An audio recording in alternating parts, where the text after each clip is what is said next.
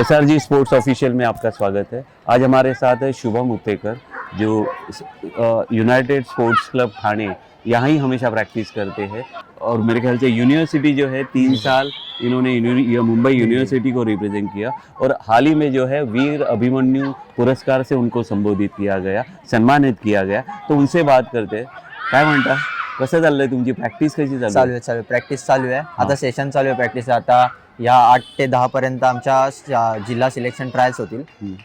त्याच्यानंतर त्यातनं आपल्या ठाणे जिल्ह्याची टीम निघेल। तर त्या ठाणे जिल्ह्याची टीम आपल्या अहिल्यानगरमध्ये पुढे कॉम्पिटिशनमध्ये भाग घेईल। मग त्याच्यातनं परत मग महाराष्ट्रासाठी सिलेक्शन करता येईल। मग त्यासाठी आता प्रॅक्टिस चालू आहे। जसं आता आपल्या ह्या क्लबच्या मॅचेस जशा आपण दत्त जयंती निमित्त भरवतो, तर त्या जशा मॅच संपतील तसं आपण प्रॅक्टिस करायला सुरुवात करू। तसे आपली पोरं पण टीममध्ये तर जसे पार्टिसिपेट करतात। आता पहिली मॅच ते सरस्वती सोबत होती, तर मुलांचं थोडं कॉन्ट्रीब्युशन थोडं कमी पडलं। तर आता कोच सोबत बोलून आपण त्यांची प्रॅक्टिस कशी वाढवावी। किती वर्षापासून इथे प्रॅक्टिस करताय? आम्ही असं म्हणजे आता मी इथे झालं येऊन 7 वर्षापासून प्रॅक्टिस करतो। ओके, ह्या अगोदर मी शाळेकडनं खेळायचो। ती शाळा माझी इथे ईस्ट आहे, मी वेस्ट साईडला तिथे प्रॅक्टिसला जायचो। तिथे शाळेमधनं मग खेळायचो। मग त्यातनं सांगितलं की हा असा दी युनायटेड स्पोर्ट्स क्लब आहे म्हणून, तो खूप चांगला आहे, तो तुम्हाला म्हणजे सपोर्ट करेल ह्या गोष्टीसाठी की तुला पुढच्या वाटचालीसाठी हे चांगलं आहे। म्हणून मग ते सरांनी सांगितलं की सजेस्ट केलं की तू ह्या क्लबला जा म्हणून। तर मग तेव्हापासून मी इकडे यायला लागलो। मग तेव्हापासून जरा माझा परफॉर्मन्स वगैरे खूप चांगला।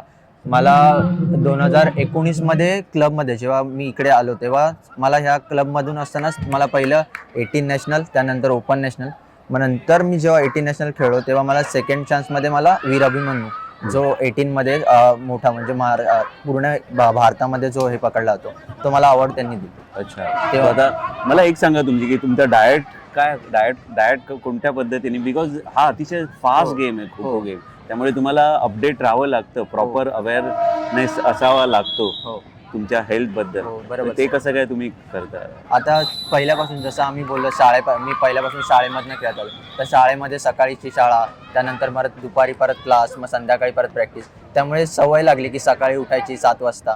तर त्यावेळेस तसंच कंटिन्यू ठेवत आलोय की आता जसं युनायटेडमध्ये पण सकाळी 7 वाजता प्रॅक्टिसला येतो, राऊंड मारतो, परत ब्रिजवरती जाणं, मग त्यानंतर घरी जाऊन जेवणं, परत दुपारी जाऊन मग कामाला वगैरे जाणं, परत संध्याकाळी उठून येणं, हे कंटिन्यू राहतं। तर घरचं जेवण हेच, जास्त असं काही सप्लिमेंट्स वगैरे असं काही नाही। जेवढी आपण डेली रुटीनमध्ये जेवढी प्रॅक्टिस करतो तेच, जास्त असं डाएटवरती तर काय हे नाही करत।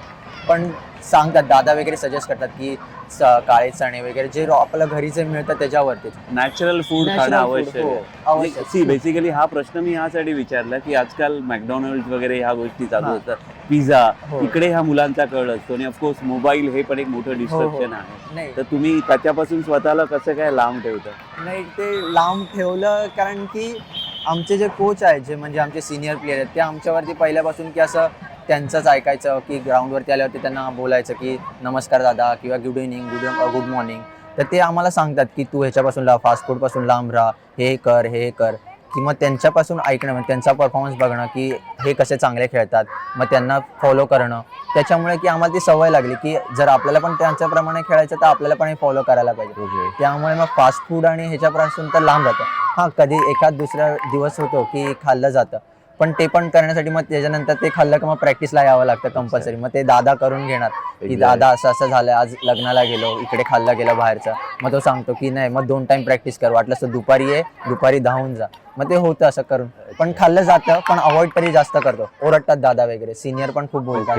तुमचा मेन रोल काय आता खो खो मध्ये? मी बोथ साईड म्हणजे अटॅकर पण आहे आणि बॅट्समन पण आहे। पण खास करून मी अटॅक जास्त करतो कारण मला दोन्ही वेळा म्हणजे आता जेव्हा 18मध्ये होतो तेव्हा 3 वेळा अष्टपैलू पण मिळाले आणि 2 वेळा अटॅकर म्हणून पण प्राइज मिळाले। ओके, तर मी दोन्ही साईडला बोथ पण खेळतो, म्हणजे अटॅक पण करतो, बॅटिंग पण करतो। अटॅक आणि बॅटिंग म्हणजे डिफेंड आणि अटॅक। ओके, म्हणजे तुम्ही डिफेंड जे करतात त्यांना तुम्ही बॅटिंग म्हणता। ओके, नाही कारण का की तुम्ही very frank with you, kho kho हा खेळ जो आहे तो अतिशय फास्ट गेम आहे आणि त्यामुळे तो बघताना वगैरे प्रचंड असं आकर्षक असतो। पण ह्या छोट्या छोट्या गोष्टी ज्या असतात ना, ते प्रत्येकाचे मला वाटतं स्वतःचे शब्द असतात त्याच्यामध्ये हे केलेले। पण आता तुम्ही अटॅक आणि डिफेंड दोन्ही गोष्टी करता आणि त्यामुळे अष्टपैलू खेळाडू म्हणून तुम्ही म्हणजे तुमच्या टीमच्या डेफिनेटली। तर आता तुम्ही मला सांगा की तुमचा गोल काय आहे कमिंग डेज मध्ये? आता माझा गोल आहे की मला सिनियर नॅशनल खेळायचं आहे। सिनियर नॅशनल खेळून चांगलं असं खो खो मध्ये माझं नाव किती मोठं करता येईल हे मला बघायचं आहे. कारण माझे 5 वर्ष ते असं गेलंय की माझा पूर्ण बॅड पॅच झाला, की माझा गॅप पडले, की माझ्या इंजुरीमुळे मला हील करता आलं नाही. मग त्यामुळे माझं मागचं जे नॅशनल होतं ते पूर्ण गॅपमध्ये गेलं. तर मला आता जसं पुढे कसं खेळता येईल चांगलं आणि माझं नाव कसं वरती करता येईल ते मला बघायचं आहे सिनियर नॅशनलमध्ये. मला वाटतं की खो खो हा एक गेम आहे तो मला वाटतं 10 वर्षापासूनच चालू होतो. 10, 11, 12 वर्षापासूनच मुलं शाळेमध्ये 3री, 4थी, 5वी मध्ये असल्यापासून सुरुवात करतात. असं बोलू शकत नाही की म्हणजे सुरुवात. पर्सनल स्वतःचं असू शकतं, पण माझ्याप्रमाणे असं वाटतं की जो मुलगा लहानपणापासून खेळतो त्याच्यामध्ये ते रुळलं जातं की प्रॅक्टिसला येणं, रोज धावणं, त्याचा स्टॅमिना बिल्ड होणं. हे असं मला वाटतं की लहानपणापासून खेळलं तर त्याच्याकडे त्याची ग्रास्पिंग पॉवर तेवढी चांगली असते, तर तो लगेच ग्रास्प करतो की मला हे करायचं, पोल्टन कसं करायचं, रोज प्रॅक्टिस करून घेणं लहानपणी. तर लहान पोरं ऐकतात, मोठी मुलं काय करतात की थोडं दुर्लक्ष करतात. जर तो स्वतःच्या बाबतीत जर सिरियस असेल तर मला असं वाटतं की तो ऐकतो. तर बाकीच्यांच्या बाबतीत माहिती नाही, पण मला असं पर्सनली वाटतं की लहानपणापासून जी मुलं खेळतात त्यांचा परफॉर्मन्स मला चांगला वाटतं. तर आता एक मुलगा आमच्या क्लबमध्ये, त्याचं नाव हर्षित कोळी म्हणून आहे. तो मुलगा माझ्यासोबत, म्हणजे मी जेव्हा सिनियर होतो तो माझ्यासोबत प्रॅक्टिस करायचा. तो लहानपणापासून प्रॅक्टिस, पण तो आता तिथे बसलाय.